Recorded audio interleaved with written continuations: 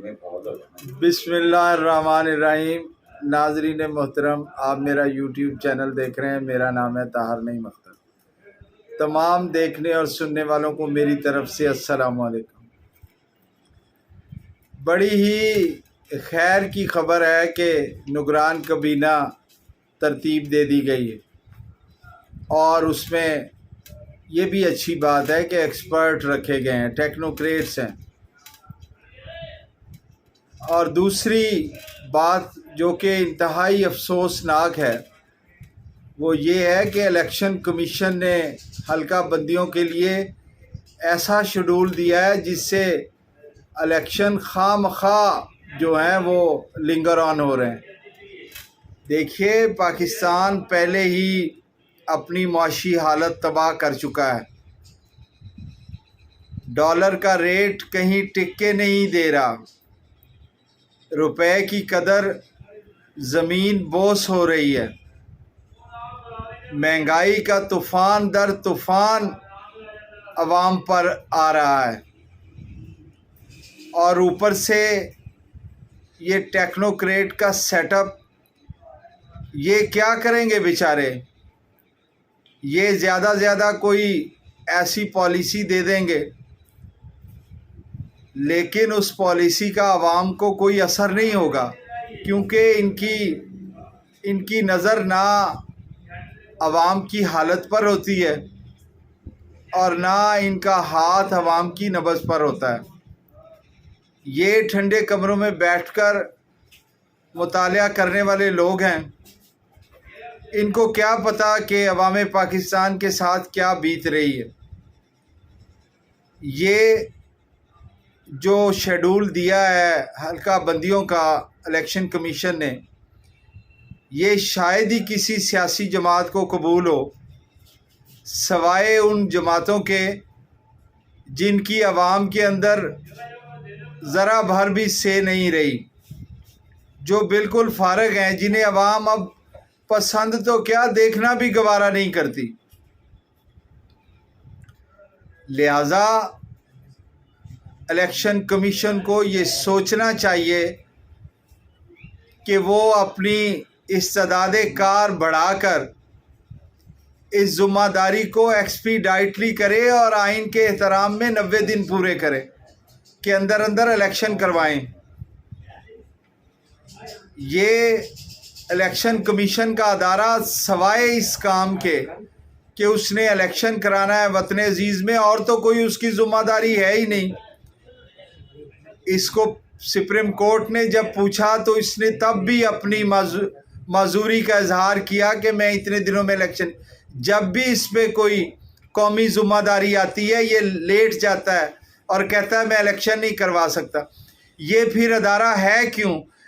इसकी रीस्ट्रक्चरिंग होनी चाहिए और एक अदारे के ज़ुम्मे जब काम ही ये है कि उसने इलेक्शन ही कराना है, वो तो हमा वक्त तैयार रहना चाहिए उसे। देखिए, आप फ्लड रिलीफ के लिए एक अदारा बना देते हैं, ऊपर से सैलाब आ गया, वो कह रहा है जी मैं तो तैयार ही नहीं हूँ। ये क्या बात हुई? कोई भी आसमानी आफत किसी वक्त भी गिर सकती है। आइन के तहत जैसे ही सूबाई असम्बलियाँ डिज़ोल्व हो गई थी तो इसे यकलख्त खड़े होकर ये कह देना चाहिए था कि मैं इलेक्शन करवा सकता हूँ आइन के अंदर अंदर। जब ये आइन के तहत अपनी ड्यूटी ही सर अंजाम देने के लिए तैयार नहीं होता तो फिर ये काहे का इलेक्शन कमीशन है? ऊपर से ये तौहीने वो इलेक्शन कमीशन की कार्रवाइयाँ भी करता है, हालांकि ऐसा कोई तौहीने इलेक्शन कमीशन का कोई एक्ट ही नहीं है। और अपनी कारकर्दगी ज़रा मुलाजा कर लें, अपनी परफॉर्मेंस ज़रा मुलाजा कर लें, अपनी ज़रा ज़िम्मेदारी मुलाजा कर लें। ख़ुद को एक आइनी ओहदा कहने वाले अदारे ने ये तमाशा जो बना रखा है ये सब देख रहे हैं। ये तो बड़ी दुख देने वाली बात है। क्या कहीं से कोई ठंडी हवा का झोंका आएगा? जिस अदारे को उठा के देख लें वो टेररिस्टी कमिट करने के लिए तैयार बैठा है और आइन के तहत अपनी ज़िम्मेदारी से इनहराफ करने में अपना फ़ख्र महसूस करता है।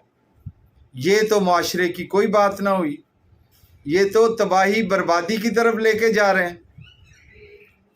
भाई, आप अपनी हल्का बंदियाँ जब हो गई थी जिस दिन अब क्या कहिए, मुझे तो ये बार बार याद आ रहा है कि खैर से वो कुंडी साहब हैं, कोई साहबका वजीरे व साहबका डिप्टी स्पीकर हैं कौमी असम्बली के।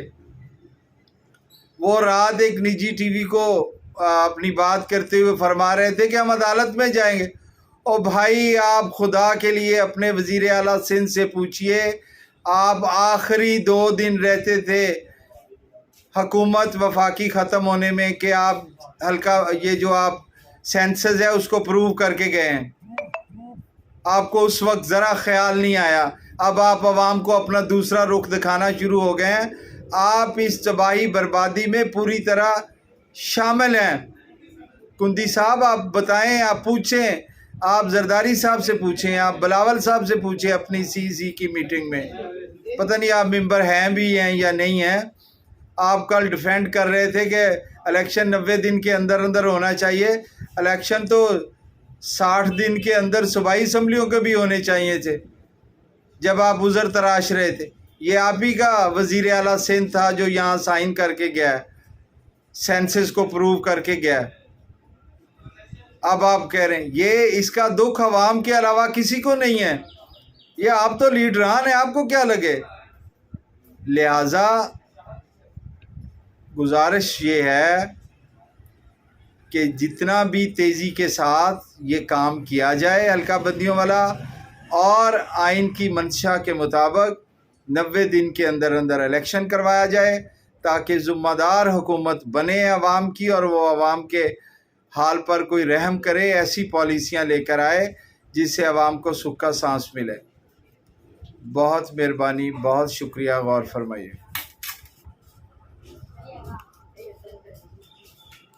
वहाँ पे ना दाशा बैठा हुआ था।